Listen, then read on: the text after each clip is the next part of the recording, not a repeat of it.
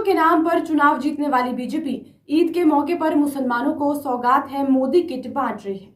इस किट में कपड़े, चावल, दाल, सेवई, चीनी, सरसों का तेल और खजूर शामिल है। बता दें कि इस साल बिहार में विधानसभा चुनाव है। ऐसे में विश्वास करना मुश्किल नहीं है कि बीजेपी मुसलमानों को सौगात दे रही है, या यूं कहें कि बीजेपी मुसलमानों से साफ साफ वोट मांग रही है। ये हम नहीं कह रहे, ये बयान कांग्रेस सांसद रंजीत रंजन की ओर से आया है। नमस्कार, आप देख रहे हैं अर्थ प्रकाश टीवी और मैं हूं आपके साथ पलक जैन।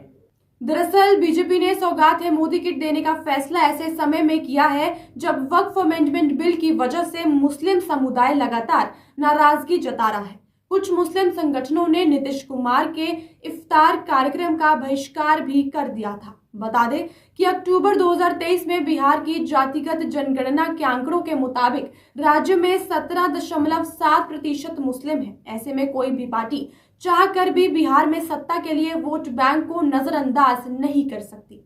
बिहार विधानसभा के कुल 243 में से 32 सीटें ऐसी हैं जिनमें 30% से ज्यादा वोटर मुस्लिम हैं। वहीं बात करें 2020 के विधानसभा चुनाव की, तो उस वक्त बीजेपी ने 32 सीटों में से 12, जेडीयू ने 6 मुस्लिम बहुल सीटें जीती थी, जबकि कांग्रेस और आरजेडी को 5-5 सीटें मिली थी। बता दें कि एनडीए को बहुमत हासिल करने के लिए इन सीटों पर जीतना बेहद जरूरी माना जा रहा है।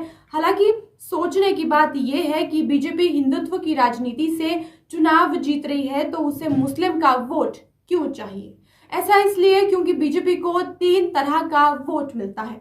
पहला कोर वोटर, दूसरा पार्टी सिंपैथाइजर और तीसरा फ्लोटिंग वोटर। अब ऐसे समय में पहले तो कोर वोटर को एकजुट रखने के लिए बीजेपी एंटी मुस्लिम विमर्श चलाती है, जैसे वक्फ बिल और संभल मस्जिद।